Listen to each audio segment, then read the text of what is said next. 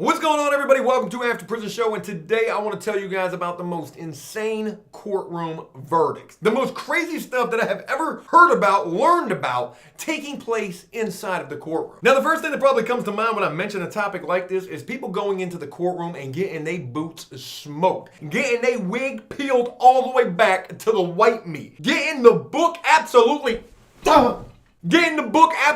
thrown at them by the judge. And though that does sound like a very good idea for a future video, that's not what we're going to be talking about at all today. In fact, these crazy, absolutely insane courtroom verdicts that I want to share with you here today are pretty much the polar opposite of something like that happening. In fact, these are stories of people who went into the courtroom with astronomical type charges. I mean, charges that carry astronomical amounts of time. And what happened to them inside that courtroom was not getting their boots smoked, getting their wig peeled all the way back to the white meat, getting that judge taking that book like a baseball. What happened in these court cases is nothing like that at all.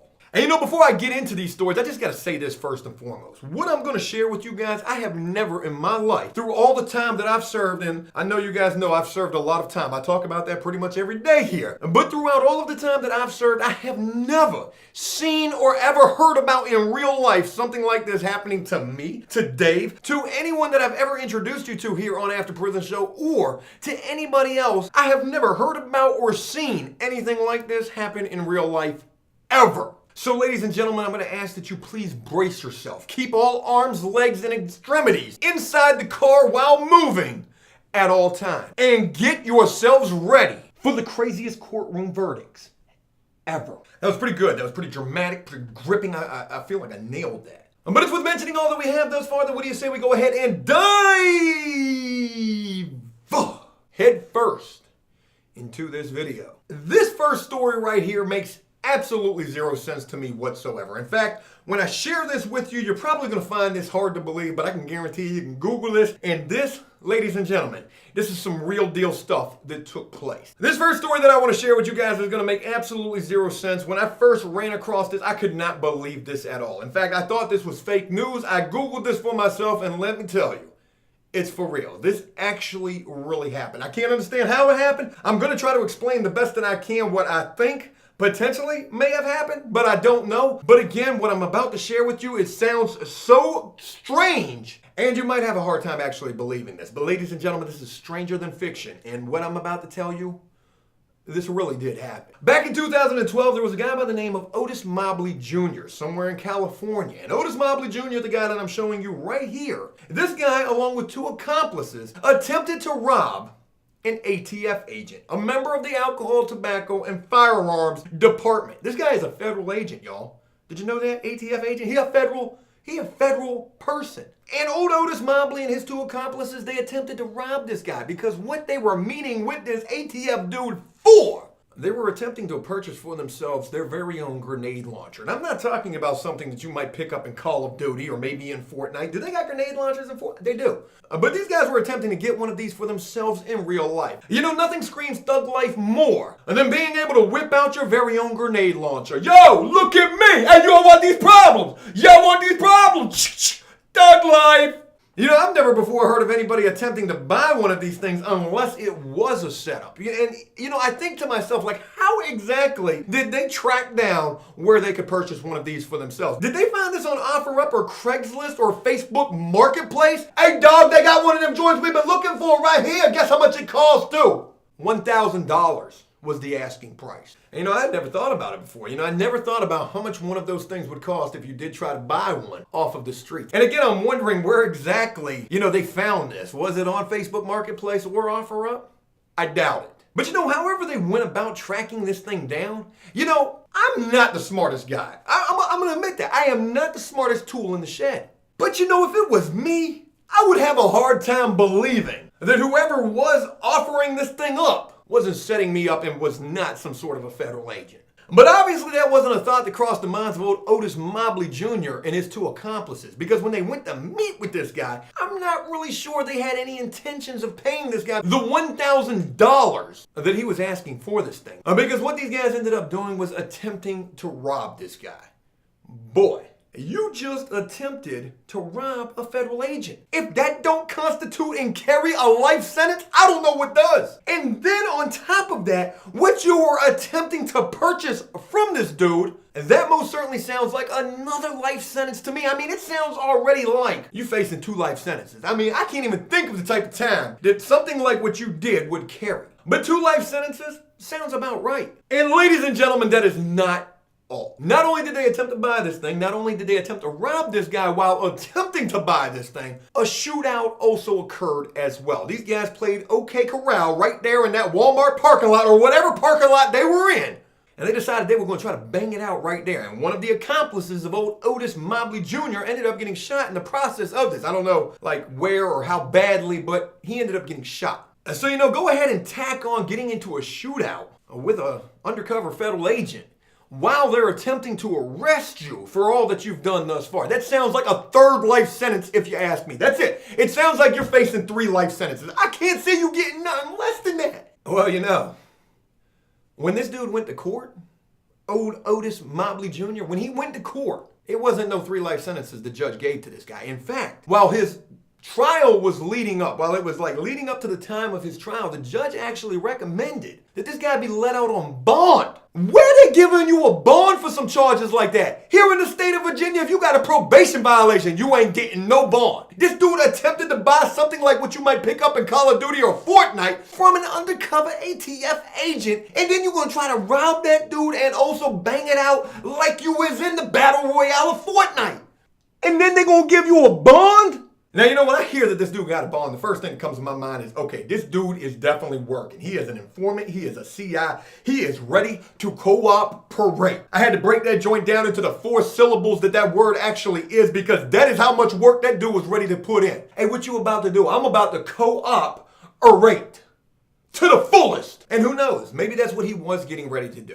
I can't imagine, getting a bond for those type of charges and that bond being anything less than like $1 gazillion, if that's even a real number. And the story doesn't really mention how much money this guy would have to put up, which makes me believe that he probably didn't have to pay anything to get out. Because ladies and gentlemen, what the judge would actually impose old Otis Mobley Jr. to do while out on bond? Well, as crazy as it is to think about, the judge legitimately wanted old Mobley Jr. to put in some work. And I ain't talking about testifying, snitching, or cooperating. The judge actually ordered this guy to read books for 1 hour a day. I'm gonna let you out on bond after you've got the worst charges in the world. But the conditions of your bond are gonna be this. You're gonna have to read a book for 1 hour a day. I could take these jokes to an entirely different level, but it would be wrong of me to do so, so I'm not gonna do that. I'm not gonna say how hard it might be for this old Otis Mobley Jr. to actually read a book for 1 hour. Maybe he don't be reading that strongly, y'all. I'm not gonna say that. Can we strike that last statement from the record? But yes, the judge actually ordered as a condition of Mr. Mobley Jr.'s bond that he must read books for 1 hour a day, and also upon completing that 1 hour of reading, y'all, he was also going to have to do a book report every single day for 1/2 of an hour. I can't believe this happened, man. God, I can't believe this happened, man. I knew they was gonna do this to me when I went in that courtroom, man. Hey, old Mo Dog. Hey, what happened to you, dog? You all right? You just coming out of that courtroom. I knew that judge probably smoked your boots. Man, them charges you had was like from the video games, man. You thought you was playing Call of Duty in real life? What you thought this was, the Battle Royale from Fortnite? Lee, they did this to me, man. God, I can't believe this, man. How? My life is never going to be the same. My life, it ain't never going to be the same. Hey, look, Moby J.R., man, just be easy, man. You had some crazy charges, man. You couldn't have expected anything less than what that judge was already going to do when you walked up in that courtroom, man. But what did he do anyways, man? Would you get like 1 life sentence? Maybe 2, maybe even 3? You had to expect that going into the courtroom, knowing that, you had crazy charges. This ain't Call of Duty, man. Nah, he ain't give me no life sentence. He definitely ain't give me no 3 life sentences. Man, the judge sentenced me to a book report, man. A book report. I got to read for 1 hour a day. I don't even know how to read, man. And then I got to do a book report for 30 minutes after that. How? It's crazy, man. A book report. A book report? What? You telling me that for all them charges you just got sentenced to a book report? A book report for real? Man, who did you tell on? Who did you tell? You told on me? For real, you must have told on the whole state. What did you tell on the video game Call of Duty? Who did you tell on a book report?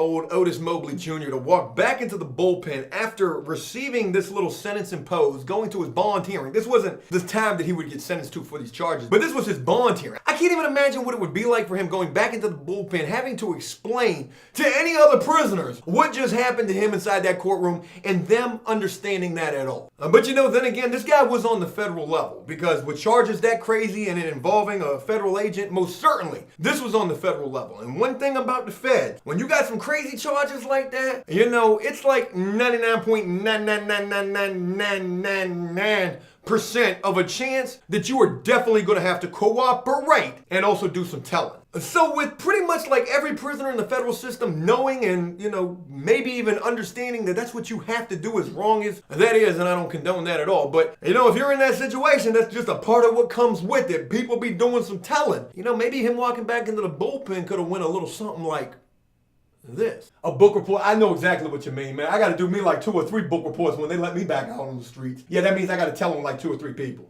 Yeah. So how many people are you telling them? Because I know damn well they ain't letting you out for nothing just to go do a book report. You can't even read. Now, you know, though this wouldn't be the actual time that this guy would get sentenced to, and believe me, when I tell you how much time he got sentenced to, that's just as crazy as well. But even though this was just the verdict rendered at his bond hearing saying, I'm going to let you out, this being the judge, I'm going to let you out, and you're going to read for 1 hour a day and give me a book report for 30 minutes every day as well. So 1 hour and 30 minutes every day, I'm going to need you to read and do some writing. Even though this would only be what played out at that bond hearing, the Court of Appeals somehow got involved in this case, and they reversed this entire thing. They were like, there ain't no way in hell we letting this dude back out into the free world. This dude is a threat to society. You know what he just tried to do in that Golden Corral parking lot with that undercover federal agent right there? This ain't okay, Corral, y'all. We overturning this. Judge, you are crazy. You will take this test right now too, Judge. Matter of fact, I can't even believe you did this. What, you having like a midlife crisis? The Court of Appeals overturned the judge ruling, locked this guy up saying that he was a threat to society. And then when this guy actually did go to sentencing for these charges, he only ended up getting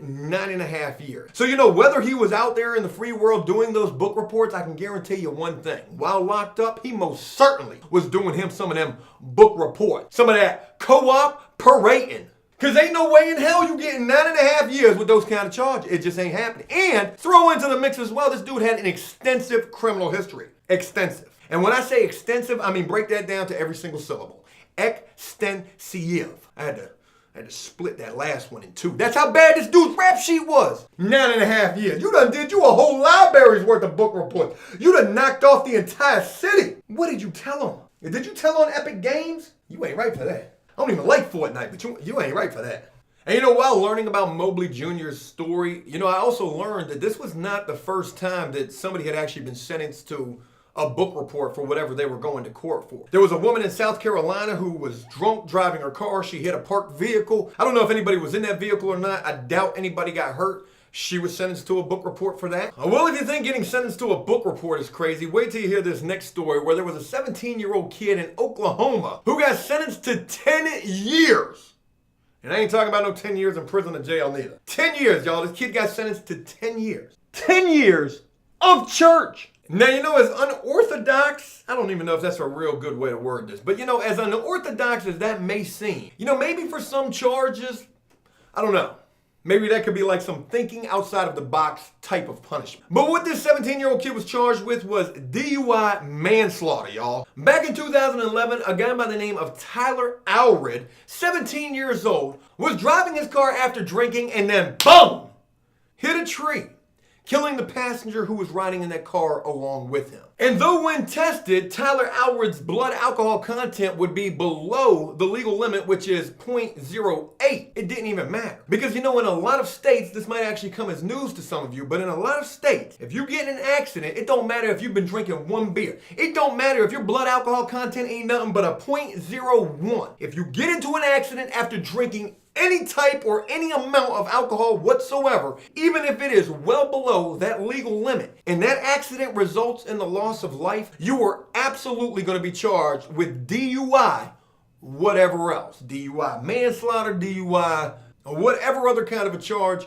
is going to accompany that DUI. And when Tyler Allred went to court, the judge gave him a deferred sentence, which means that if you complete the things that the judge orders you to do, then I think like that even means that this thing gets wiped off of your record, or if it doesn't get wiped off of your record, you're most certainly not going to be doing any type of jail time. But I'm pretty sure a deferred sentence means that if you complete these things, they're going to take that off your record. I could be wrong though. But as part of this deferred sentence, the judge in this guy's case, God, I wish I would have had this judge the many times that I went to court myself, but the judge ordered that Tyler Allred complete 10 years of going to church, along with graduating from high school and also completing a welder's course that he was already enrolled in. Participate in victim impact classes and take alcohol, drug, and nicotine tests for that very first year. You know, I had no idea they had such a thing as a nicotine test. That is absolutely crazy to me. Forget the 10 years of church, they got a nicotine test. So damn, Tyler, you done got you a DUI manslaughter, and all you got was 10 years of church. You had to complete high school, get your welding certificate, participate in some victim impact classes, and take drug, alcohol, and nicotine tests. Boy, you got off scot-free, man. Who in the hell did you have as your lawyer? Would you have like 14 Johnny Cochrans when you walked into that courtroom? My God, how you get off like that? And you know the crazy damn thing about it is whoever his lawyer was, oh, you can best believe his retainer fee done went through the roof after old Tyler Allred's case was completed. Man, you done gave that man sentenced to 10 years of church? How much I gotta pay you to represent me? Oh, my charges. I tried to buy a grenade launcher from an undercover ATF agent. We got in a shootout, played OK Corral and Grand Theft Auto right there in real life. I mean, nothing major. Oh, and somebody got shot too. That happened too.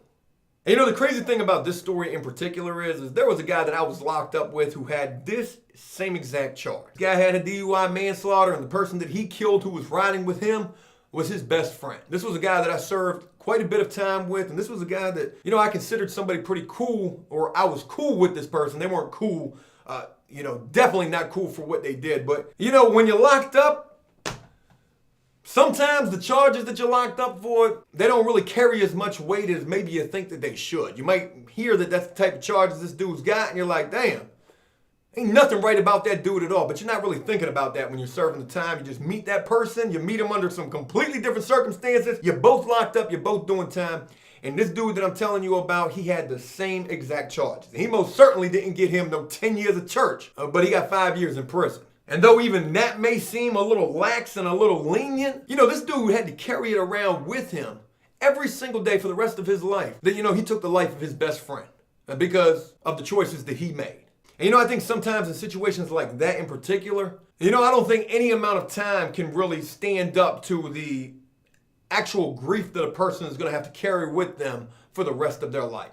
Moving on, I've got one more story that I want to share with you about a crazy courtroom verdict that just don't really make a whole hell of a lot of sense. And this one's probably the worst of them all. But this story happened in Nebraska where a judge ordered somebody who had the worst type of charges that you could ever have while locked up. I need y'all to read between the lines about the type of charges this dude had. You know what I'm talking about. This dude, Richard Thompson from Nebraska, again, had those kind of crazy charges. And instead of being sentenced to prison, this guy had 2 different charges and got 5 years apiece for these charges, and only ended up with probation. And if that's not crazy enough, the reason why this guy didn't end up going to prison where he damn well belonged is because the judge viewed this guy, I mean, you can't even make this stuff up.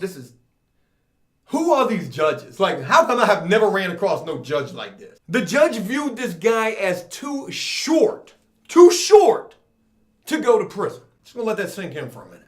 For the charges that this Richard Thompson had, he could have faced up to a decade in prison. But this story goes on to say that the judge felt pity for this bespectacled felon. Not only was he short, he wore glasses as well. So I guess if you're super short and you wear glasses, there is a chance that you might get some leniency inside of court. That is never going to happen. This guy's case is like a 1 in a million case. And you know what? I don't care how tall this guy. I don't care if he was 2 feet tall. You should have put his ass behind bars for these charges he had. This guy would, The judge in this case wondered whether the defendant's height would adversely affect his prison experience. His height ain't gonna have nothing to do with what's gonna happen to that dude when he gets locked up and they find out what his charges is. Let's just be real about it. It don't matter if you 10 feet tall. They find out you got them kind of charges, I hope they put the bung on you. I hope they put the hands all over you. The judge said, I'm sitting here thinking this guy has earned his way to prison, but then I look at you and I look at your physical side. This is discriminatory right here. You know, I'm 6'4". What if I was this guy? I would never have this guy's type of charges.